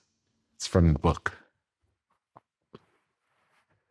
Well, probably these words are all like a little bit misused, but the way I use it in the book, a mystery is something that is just unknowable. Maybe there's some metaphysical mysteries about the nature of the universe that are deeply unknowable. And then a secret is something that's not yet known, but that is humanly knowable, that we can figure out. And there's somebody who'll be a first person to figure it out. And maybe, it's a fuzzy line, what's a mystery, what's a secret. But from the point of view of the 16th century, the map of the world, it was still a mystery because no one knew it. But then at some point, you have these explorers and you can be the one to figure this out. So geography and exploration, it was a thing to do. And then of course, at some point, the whole world's been explored, and that's not a place to even look for secrets anymore. And then the question is always, what are things in the 21st century that are analogous to Christopher Columbus discovering the New World in 1492? What are the things that nobody knows, but somebody might be able to figure out? Because those are the breakthroughs, and those could be and that's great where businesses. I think you will have fantastic breakthroughs, fantastic businesses, or at least, you're going to change our society, change the world. Tell me about the first internet bubble popping. It's always hard to even tell these things in retrospect, 24 years later, but the NASDAQ peaked at something like 5,000 in March of 2000. It had probably gone up from 2,000 to 5,000 in less than 18 months, and then it crashed something like 80% over the next 2+ years, and then gradually built its way back. And then all these individual stocks you can describe. So I think there was a pre-split adjusted Amazon was $113 a share in December of 1999. By October of 2001, it was down to $5.50. So Amazon went down 95%. Wow. And then if you'd held on to it, you'd get back to this December 99 level at the end of 2009. So it took a decade just to get back to where you started. And then if you'd held on to it for another 15 years, you would have made 30 times your money. So you would have made 30 times your money from December 99. But if you bought it at the bottom, you would have made 600 times your money. Yeah. Because it went down by 20, to 1/20th, then it went up 20x, and then another 30x. And so one cut I've had on the bubble of 99, and this is a little bit retrospective, but I've had this for a while, was that in some sense, 99, March 2000 was both a peak of insanity and a peak of clarity. So there was a psychosocial mania, and yeah, people had just lost their minds. And then at the same time, they saw with perfect clarity that the internet was going to take over the world, that the new economy was going to replace the old economy. And so there was some way in which this was, an extreme peak of clarity. And then, B2C was, business to consumer, and B2B was business to business. And then the post-bubble gloss in 2001, 2002 was B2C meant back to consulting, and B2B meant back to banking. And in some ways, you can think of the Bush 43 era, which starts right after the bubble bursts. And we went from bricks to clicks in the 90s. And then we went from clicks to bricks in the 2000s, real estate, or BRICS, BRIC, Brazil, Russia, India, China, the sort of old economy, emerging market story. And there was some way in which it looked like we went back to sanity in the 2000s, but it was just, maybe that was just a giant detour for 8 years. And then it was only the last 15 years that you had this slow build, and what happened really did. So Did it have to happen? I don't think it had to happen. I think it was a very natural thing for it to happen, because if you can see that the internet's going to take over the world, but not too quickly, Yeah. It was more a question of there are some timing. catastrophic approximations that come with that. And so do you value it like it's going to dominate the whole economy, or do you value it like a bunch of it will go broke first, Yeah. or the internet might take over, but the specific companies might be different. So it's Yahoo and eBay might turn out not to be as dominant as they appeared. So the companies might change. Facebook didn't yet exist in 99. Google existed, but wasn't public till 2004. But yes, I'm tempted to give it that gloss because it was such a formative period for me. Yeah. Because PayPal was 98 And to you 2000. lived through it We lived through the bubble and the and bust. And we survived. survived. And so it was probably overly formative. And so I probably Yeah. think about it too much. Yeah. But the 2024 cut I have is maybe AI is like the internet in 1999, where it's real, it's very big, And it's it going to may be a change bubble. things, and it may still be a completely crazy bubble. Yeah. Tell me about Silicon Valley bank crash. Silicon Valley is the only sector of the US economy that is extremely underleveraged, where there's very, very little debt. Debt is always this more complicated product in a way than equity. And one way to think about it is that if you're a tech company, early on, it's very risky. So you invest as a venture capitalist and it's in equity. And then later on, if the company succeeds, it's so wildly profitable, it never needs to borrow any money. And so I believe the tech sector as a sector is one where the companies have way more cash than they owe money in bonds or debt. They're very, very underlevered as companies. And almost every other sector of the US economy, debt is a big part of the corporate structure. It's a big part of your structure of a bank has debt, a manufacturing company has debt. There's sort of all these ways you have cash flows and you can borrow against the cash flows. Real estate, of course, is, mostly dominated by debt with typically a much thinner tranche of equity. And so Silicon Valley is this unusual place that's extremely light on debt as a sector. And then sort of maybe a cultural gloss on it is you have a bank that's called Silicon Valley Bank, and it tries to be part of the Silicon Valley culture. The self-image, I believe, at Silicon Valley Bank was that they were not bankers at all. And, we don't know anything about debt. We're like these tech companies. We're going to copy our customers, and we're going to be as clueless about debt as our customers are.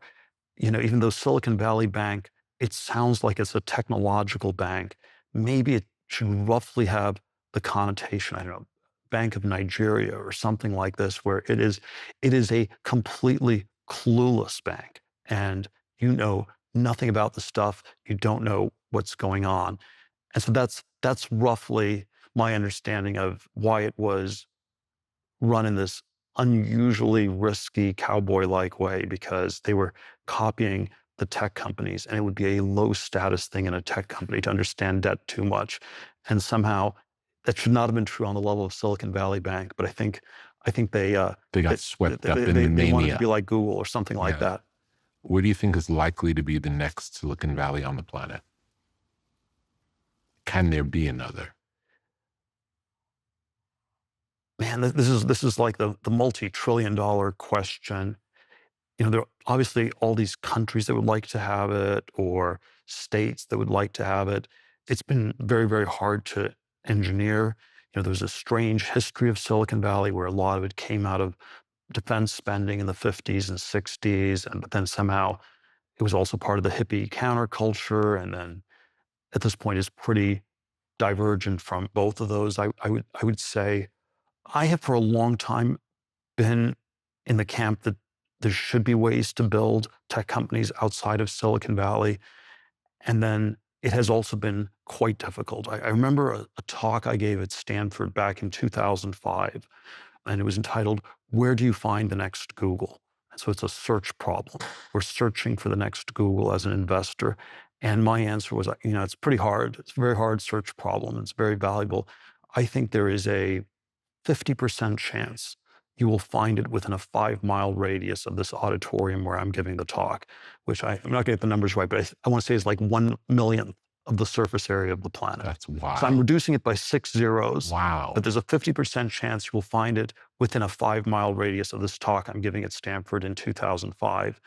And then in retrospect, I would say the next Google was Facebook, and it was located 1.7 miles by bike, 1.8 miles by car from where I gave that talk. Incredible. I was already involved in it. I didn't think of it that way at the time at all. And then, the updated version that I've been tempted to give over the last decade is there's less than a 50% chance it's within a 100-mile radius. There's better than 50-50 chance it's somewhere outside of Silicon Valley. I still don't know if that is true because there are these network effects. There's this know-how. There's this capital in Silicon Valley. There's a scale.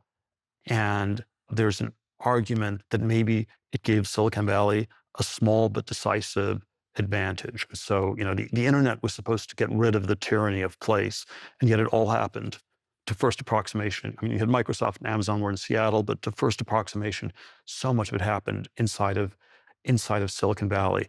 There's an argument I've made that maybe at some point the network effects can shift from being positive to negative. So you have positive network effects where you have the wisdom of crowds, or you're connected with all these people and you have these positive externalities and you communicate and you get ideas.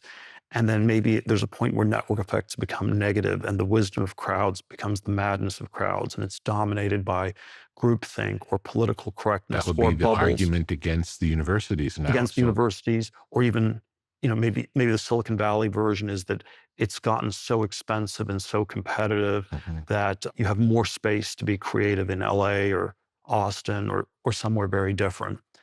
But then I don't know whether that's just wishful thinking on my part or deep reality. There's probably a lot of it that is specific to the vectors of technology. So tell me what the next technology will be, and maybe that tells us something about the geography. So consumer internet was this thing where small differences made an enormous difference. You had to be extremely fast. And so the sort of advantages Silicon Valley had were of decisive importance. Maybe in 2020, 2021, it looked like crypto was going to be this next big thing. And there was something about crypto that was decentralized and also decentralized geographically. And so people could build the crypto protocols. In some ways, it was better to do it outside the US. So if crypto would have dominated all of tech, maybe that would have been a more distributed type of technology. When we fast forward to 2024, it looks like AI is the next technology. And that one seems concentrated in a way that I find disturbing inside Silicon Valley. The big AI companies are Google, Facebook, NVIDIA, of course, with the chips is in Silicon Valley, OpenAI, Anthropic, the big large language models, sort of new companies, startup, pure companies are all in Silicon Valley. The AI engineers are all in Silicon Valley. So the geographic mapping on AI is that it's perhaps even more concentrated in Silicon Valley than the internet was, let's say, in 1999. How has moving from Silicon Valley to Southern California impacted your life?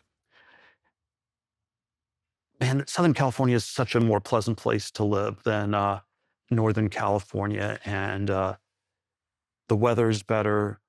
The real estate is somehow vastly better. Silicon Valley is probably the worst real estate place in the world if you sort of adjust for wealth. Like if someone makes X dollars, what quality of a place do they live in? And it is probably the absolute worst in the world.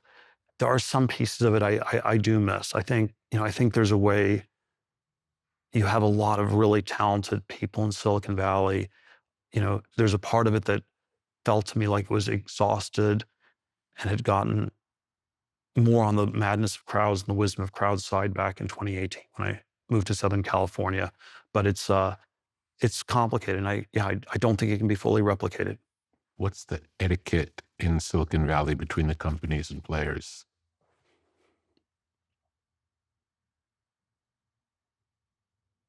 I think the etiquette is better than it is in the entertainment industry. I think in both industries, people pretend to be nice to each other. And I think in Silicon Valley, the niceness, the trying to find ways for people to work together I won't say it's all fake in Southern California, but it's fairly authentic in Silicon Valley. You never know who's going to succeed. There's been a part of it that's been this massive gold rush for decades. And if you're too zero-sum, if you get too difficult a reputation, that seems like a very, very suboptimal strategy in a Silicon Valley context. I do think probably there are ways it changes with the scale of the players. And so the Silicon Valley of the 1990s, it wasn't all small companies, but it was not dominated by really big tech companies. The one big tech company of the 90s was Microsoft, but it was far away in Seattle. And you now have these companies that are on a truly, truly enormous scale. And I think probably the social graph at a place, I'll pick on Google, at a place like Google, it's a very internal world. Most of your friends will be other people who work at Google. Maybe Apple's even more this way. And it's somehow... It's a bubble. It's somehow surprisingly less connected to the rest of Silicon Valley. And in that sense, maybe Southern California, maybe the entertainment industry in Southern California actually is more networked than Silicon Valley is at this point. What is Palantir? Well, I'm always tempted to just sort of give a J.R.R. Tolkien literary reference where it's this round orb originally built by the elves. It's this very powerful device that enables you to make sense of things in faraway places and maybe even different times. It's a very important in the Tolkien Lord of the Rings, was one of my favorite books as a kid. It's a very important plot device for all sorts of reasons I could go through, but it ultimately gets used for good, even though it can also get misused. I was this Tolkien fan, and it was this company we started in 2003, 2004.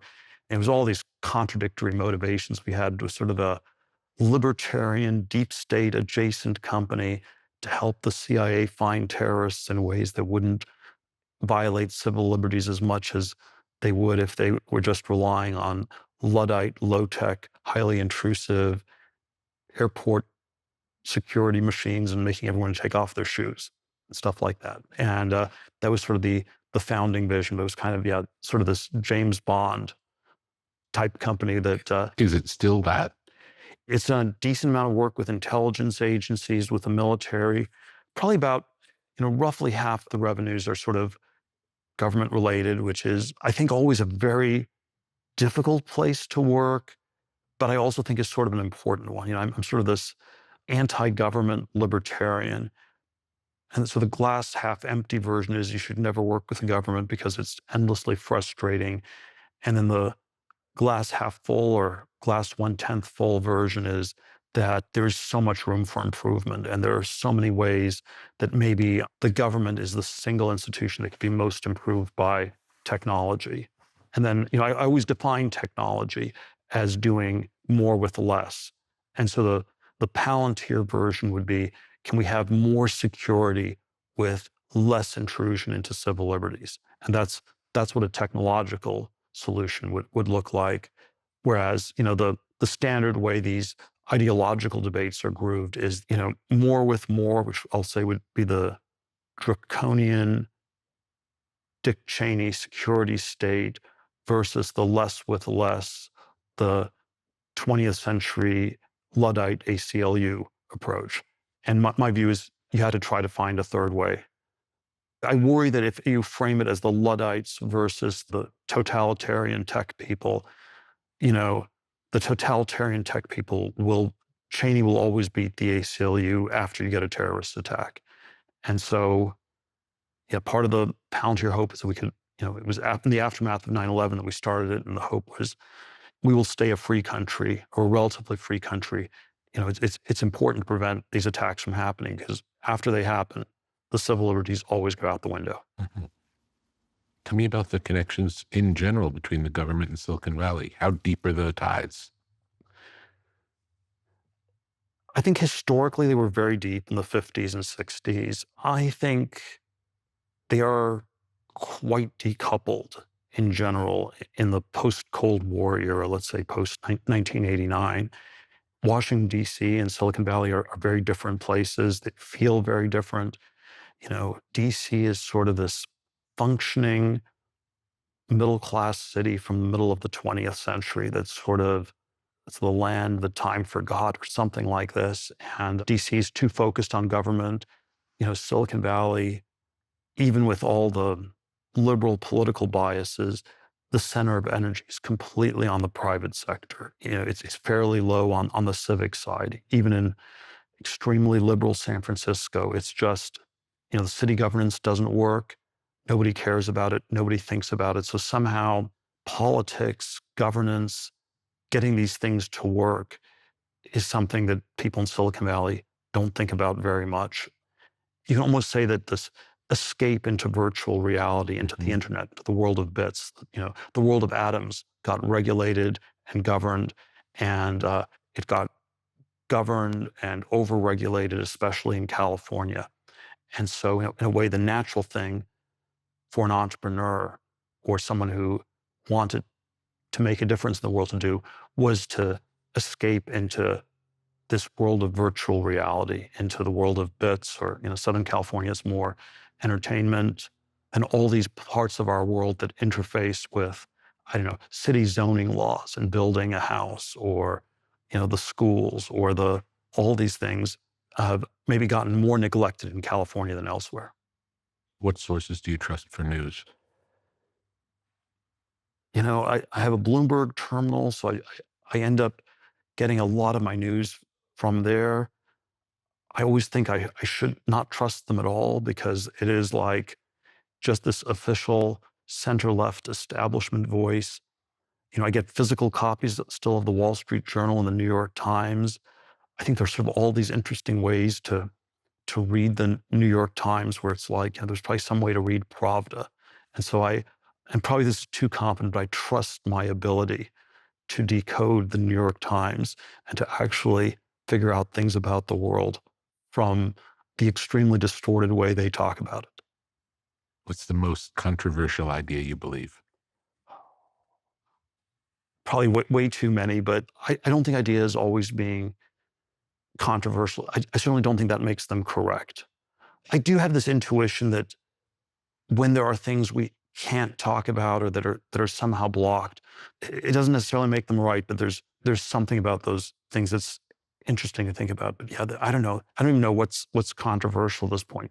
The COVID vaccine, I got vaccinated 3 times, and I don't think I should have gotten vaccinated. Yeah. I don't think it works in any way. It probably has all these bad side effects. And 3-4 years ago, that seemed too crazy and too unscientific for me to question the vaccines. And now that doesn't even seem controversial. Yeah. What have been the most interesting things you've seen in anti-aging going forward? What are you most excited about regarding anti-aging? what's crazy about it is how we're somehow not trying enough. And it's somehow, it's a very uncomfortable topic because, we're probably not making progress quickly enough that the two of us will live forever. And then psychologically, there are all these ways it's so uncomfortable to think about, but it's crazy how we've almost given up on making progress. And so, yes, I think anti-aging, biotech generally, it should be this area where there should be so much innovation. There's so many things, we should be able to do. And when I look at it, my frustration is, yeah, man, we've made some progress in cancer, really modest. We made almost no progress on things like dementia, 40 or 50 years. And I don't think these things are unsolvable mysteries. I think there should be ways really to make progress. And so I always find it shocking that we're as stuck as we are. I shifted to starting to use some of the Ozempic Mounjaro things a year and a half ago. It seems powerfully effective. There probably are all sorts of side effects that don't know what the trade-offs are, but yeah, I think there's probably some very basic stuff like, getting your diet under control that we can do. It's not a panacea, but it's a big lift. And then I'm always interested in the psychological question: what, if eating healthy or not eating too much. Diet means both a healthy diet, but a non-excessive diet in particular. If it's that straightforward, why are we so blocked from it? And then the meta level psychology theory, I often wonder, is where you know what you're supposed to do, and that almost becomes the excuse for not doing it. Yeah. Yeah, there probably are some esoteric secrets that need to be discovered and that could be discovered and that we're stuck on. And then there is, I think, a lot of relatively basic things that we kind of know and just are, I want to say, psychologically blocked. In the book, you talk about diversification in business as a bad strategy. Tell me about that. Well, it was meant in the context where it's not a perfect metaphor, but I often think a good startup it's kind of like a sports team.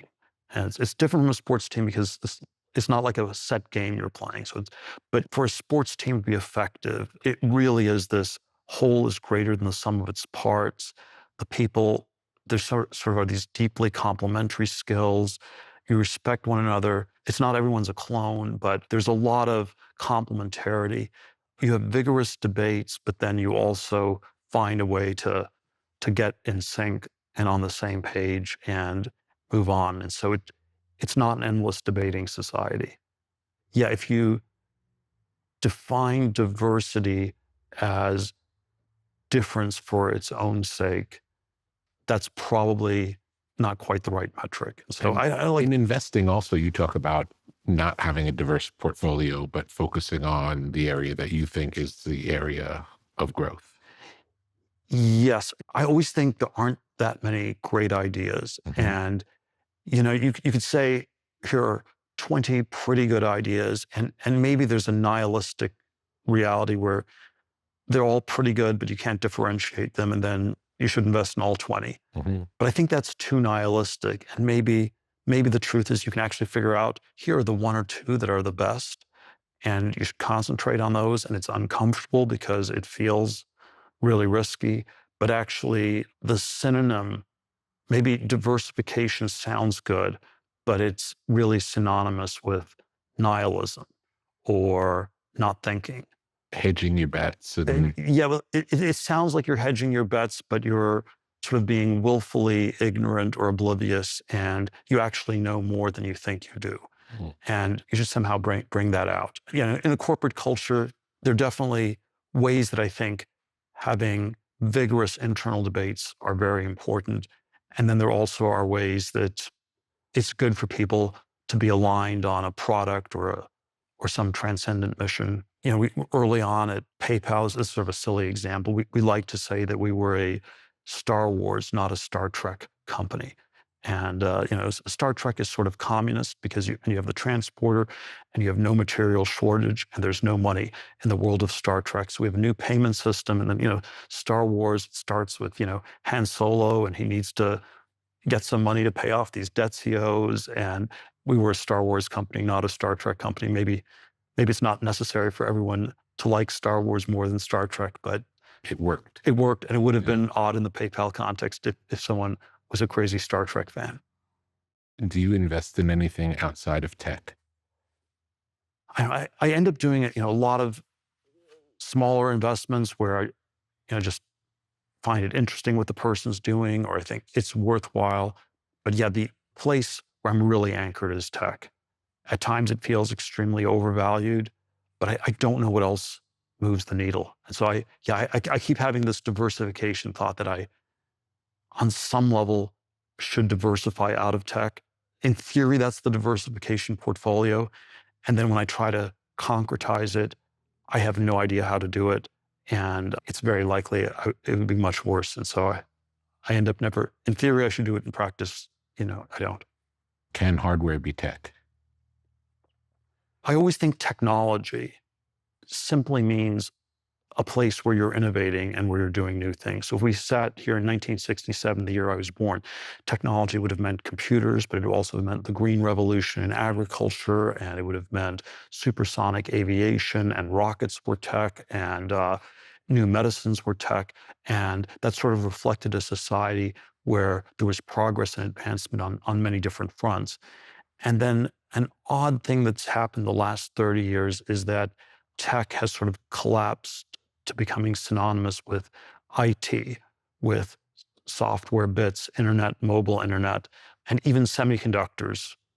Maybe there's been a return to that with the AI chips, but for 30 years, we're seen as somehow peripheral to the software tech story. And so I would hope that the definition of technology would broaden out again, because that would be indicative of our society advancing on many fronts versus this incredibly intense but incredibly narrow cone of progress we've had around the world of bits, where the world of atoms has been sort of inert, regulated, too hard to do things in. Who do you see yourself in competition with now?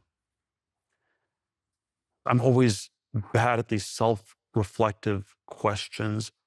I don't want to ever be in competition with anybody is my reflection. There was a 0 to 1 essay that I had where, it was competition is for losers. Yeah. And if you want to compete like crazy, if you want Darwinian competition, nature bared red in tooth and claw, you should open a restaurant. And, capitalism and competition are opposites. Capitalism is about accumulating capital. A world of perfect competition is a world where all the capital gets competed away. And I think from the inside, you're not always perfectly self-aware of these things, but to the extent I am, I try to avoid it like crazy. And That's great. The people I think of as extremely successful, as more successful than myself, are the ones I want to compete with the least. So I don't know, the person on this planet I would want to compete with less than anybody would be Elon Musk. That just sounds like a recipe for losing. Yeah. If competition leads to competing away profit, how does the luxury and fashion market fit into that idea? I don't know much about it. And I think there's this very mysterious thing called brand, which when you get a brand, you get some kind of pricing power. And then it is a somewhat mysterious process how brands get created or strengthened, get monetized. Occasionally they also get eroded.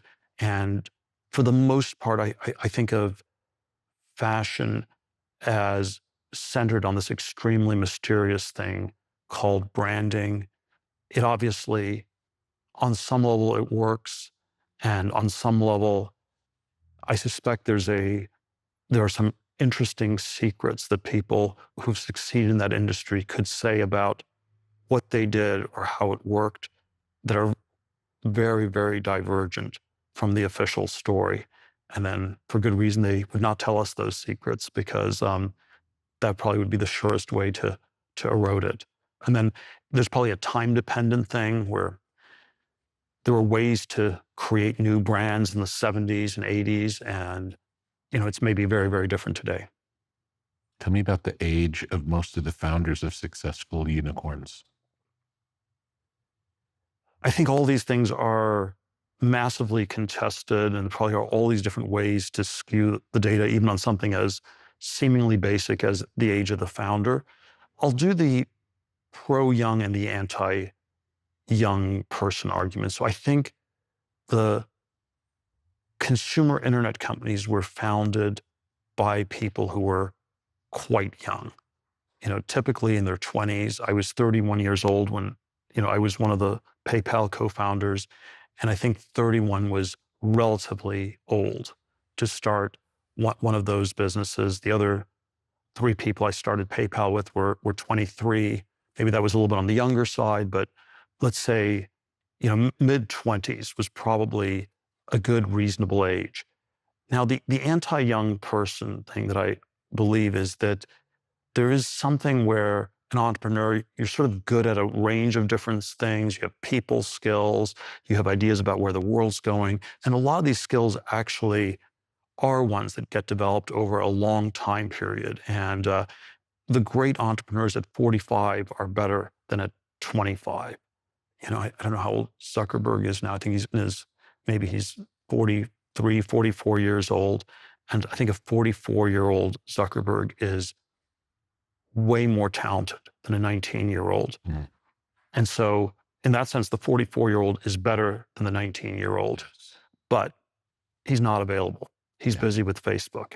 And so there's a selection effect where if you started a great company, most of the time it made sense to keep running it. It's the PayPal story is actually sort of an unusual one where it got short-circuited and all these people started new companies, started over. And then if you compare the 19-year-old Zuckerberg with, let's say, a 44-year-old professional CEO you would bring in where there'd been 4 or 5 semi-failed companies in the past, that's much less clear. So I think there's I think empirically it seems to favor people who are quite young, but maybe it's just a selection effect. Why do you think boards for public companies tend to like to remove founders and put in operators in their place? I don't know if it happens as much in Silicon Valley anymore. This was certainly the way Silicon Valley operated in the 80s and 90s. In the 90s, the generational story was there was Gen X people like myself that started the companies in the 90s, and we got replaced by boomer CEOs. And so there was sort of you can describe it as, this professional management versus wild-eyed founder, or you could describe it in terms of some kind of generational warfare in the 90s. At this point, it, not absolutely, but it has, somehow the balance of power in tech has shifted more to the founders. They often get voting shares where they have more voting control. There's a lot that's worked to them. Even when they don't have voting control, I think, Elon owns maybe 13, 14% of the Tesla shares, and in theory could be voted out by the other shareholders. But then, there's been a lot of volatility that came with Elon, but you'd be out of your mind to get rid of him. Yeah. And that's the story that has tended to dominate. There obviously are still some exceptions. At some point, the board got rid of Travis Kalanick at Uber. Not sure that was a good idea. Yes, there were ways he was probably a very uneven person. And still, I wonder if they would have been much better off finding a way to keep him. But public companies, you can think of as almost extensions of the government. This is the way I always describe it when a company goes public. It's private. It's like private sector. Public is like public sector. And when you go public, you have an IPO, an initial public offering, and you sell shares to the public. And it's not just sophisticated, wealthy, a small number of sophisticated, wealthy investors. It is your 70-something grandma, and she has to be protected by the SEC. You have to have more disclosure. And then the CFO, has to have perfectly accurate numbers. And if he doesn't, or she doesn't, you go to jail. So the CFO is sort of this important quasi-government actor. The accountants are, the lawyers are super important. The HR department, is important. And in some ways, the board has this quasi-governmental role. And again, the private sector is probably more geared to taking crazy risks. Move fast, break things. The public sector is more geared to risk reduction, and there's some kind of balance, but the balance shifts radically. And so and it's a little bit of an exaggeration, but I often tell CEOs that when they take their company public, they should think of it as in part a government takeover that's happening. Like, you're empowering the lawyers, you're empowering the accountants, you're empowering all these people who are quasi acting on behalf of the government or on the rules, and they will have more power. And then there's some other set of people who maybe the more creative people, the engineers, the product people, will have correspondingly less power. What do you think the government's good at? Let me frame it more negatively. I don't think pure capitalism is good at everything. And I don't think every problem can simply be solved in a corporate context.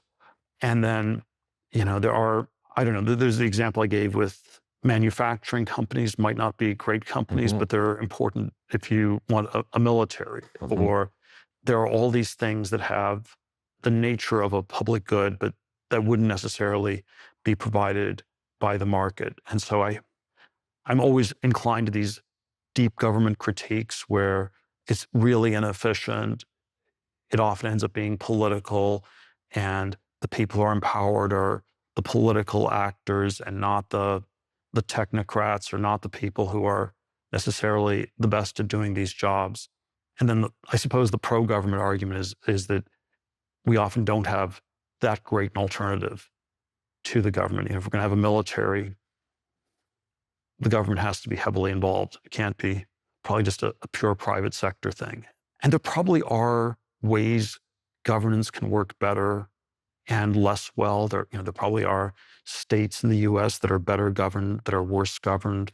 There's states where, it's pretty efficient. There's states where it's very bloated. So I think there are sort of a lot of gradations that one could look at.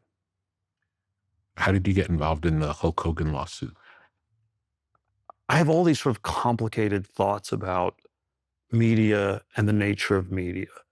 It's extremely powerful. It's important as a communication channel. It's an important vector of technology, radio, television, internet. And then I think there also are dimensions of it that are not purely good in sort of a Bad actors. First Amendment absolutist sense where speech is always good, more speech is always better.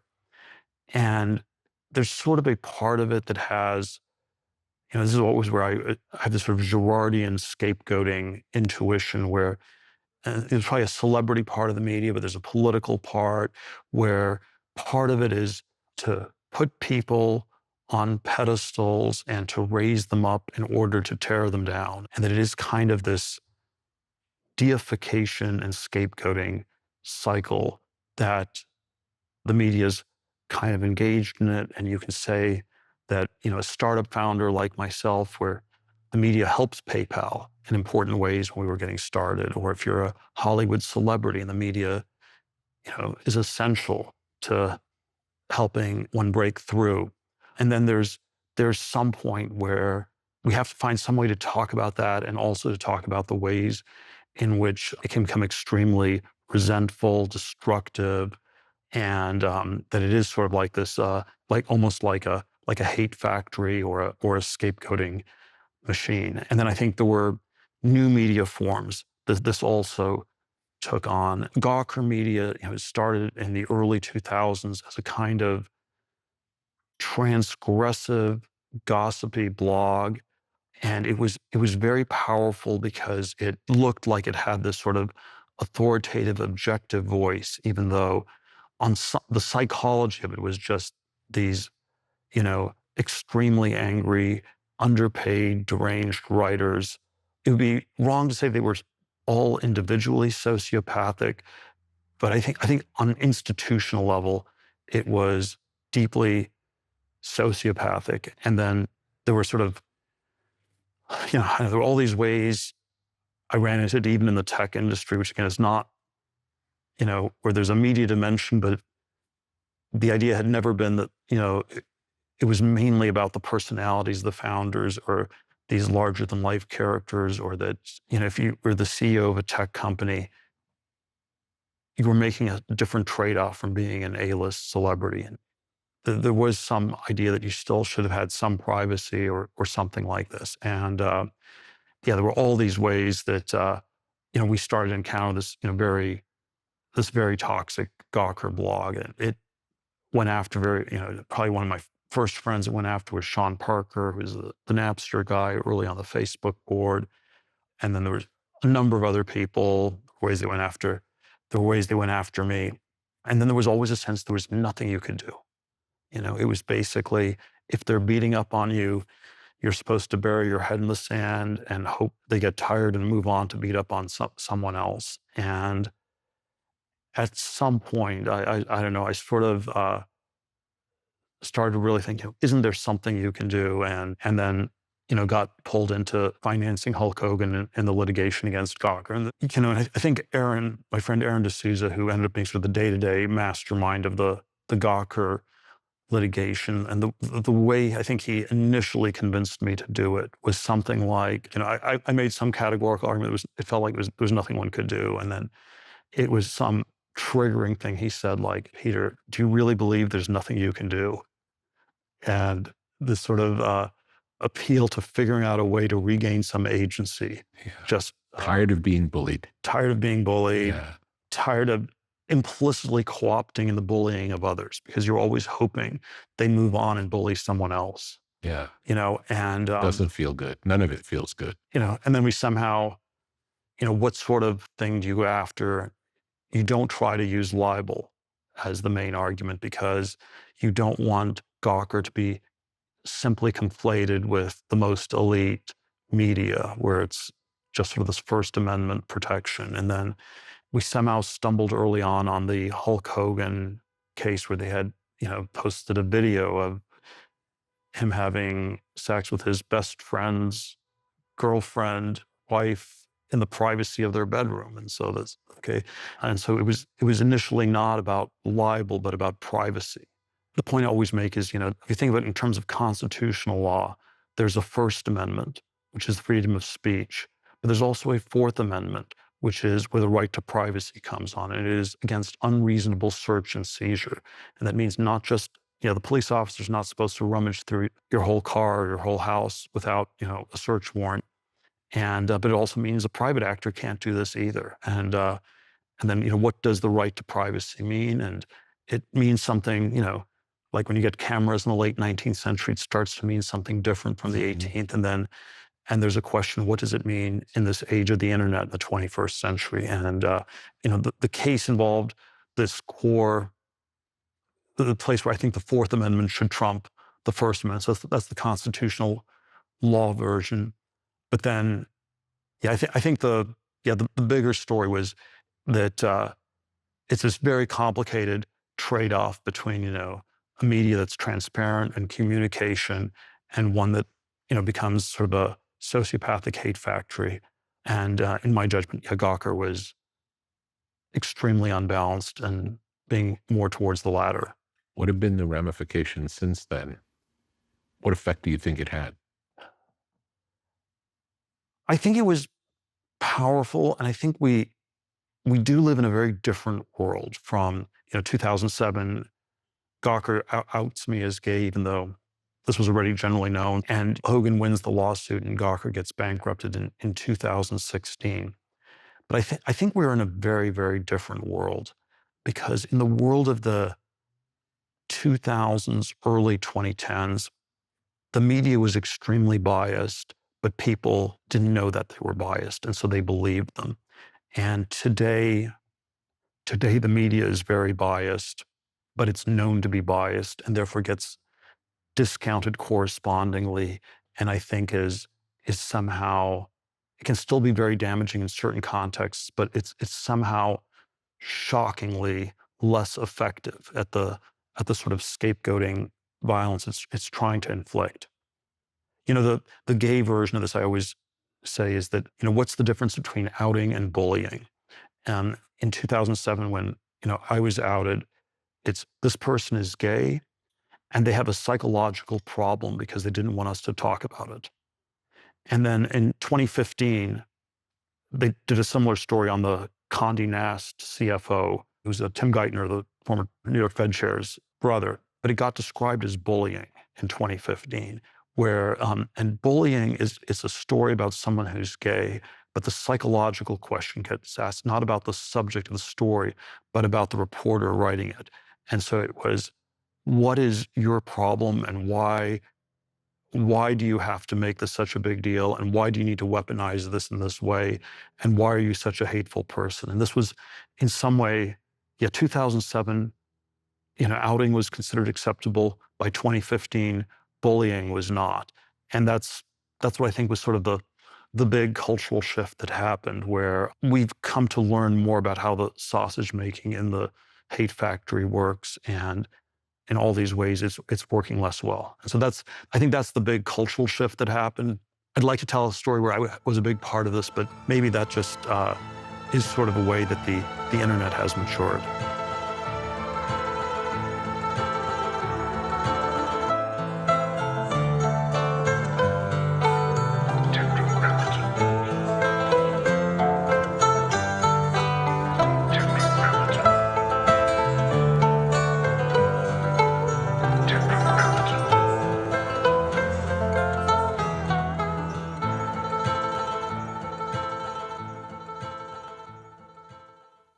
Tetragrammaton is a podcast. Tetragrammaton is a website. Tetragrammaton is a whole world of knowledge.